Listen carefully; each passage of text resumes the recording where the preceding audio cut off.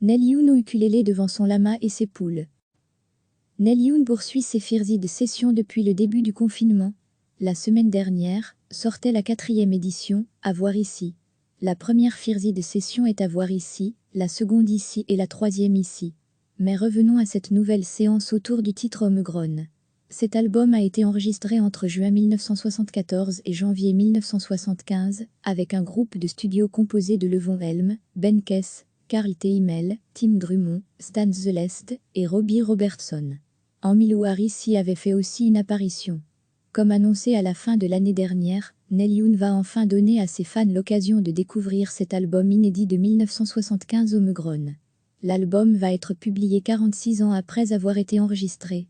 À l'époque, Neil Youn avait décidé de sortir Tonic the Nig à la place de Omegron.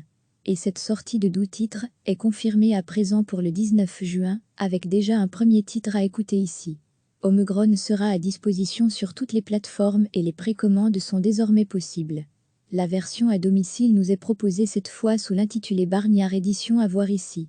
Elle commence en présence d'un lama, dans un large jardin dans lequel Neil Youn joue un titre de 2014 de l'album Storytone, Timbleweed, au ukulélé. C'est la chanson par laquelle il aimait terminer ses concerts de 2017 et 2018 lors de ses tournées acoustiques.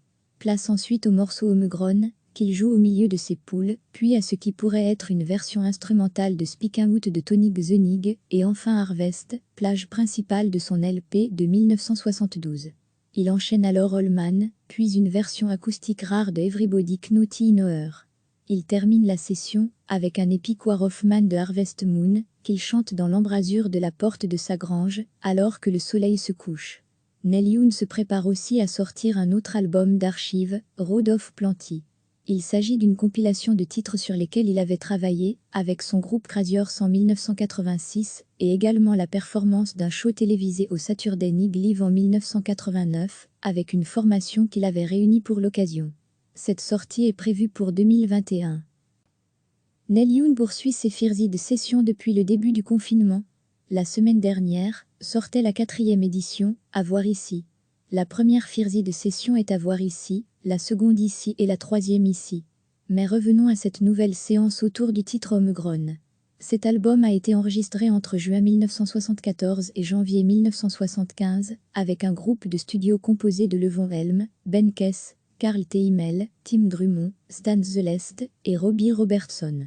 Emmylou Harris y avait fait aussi une apparition.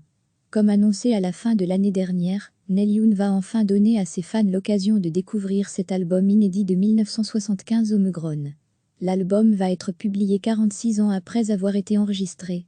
À l'époque, Neil Youn avait décidé de sortir Tonic the Nig à la place de Omegron.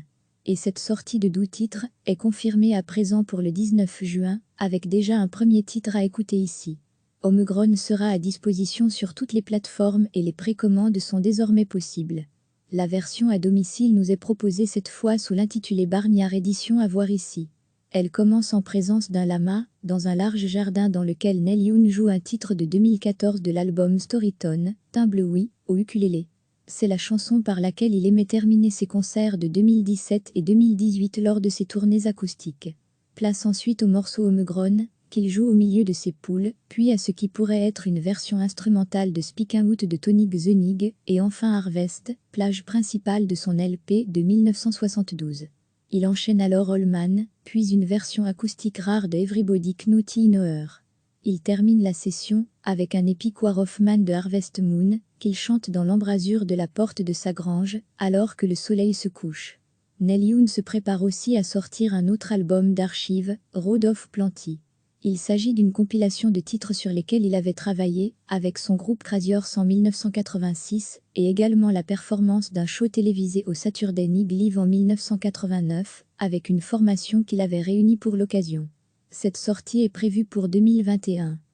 Cliquez sur s'abonner pour recevoir les dernières nouvelles.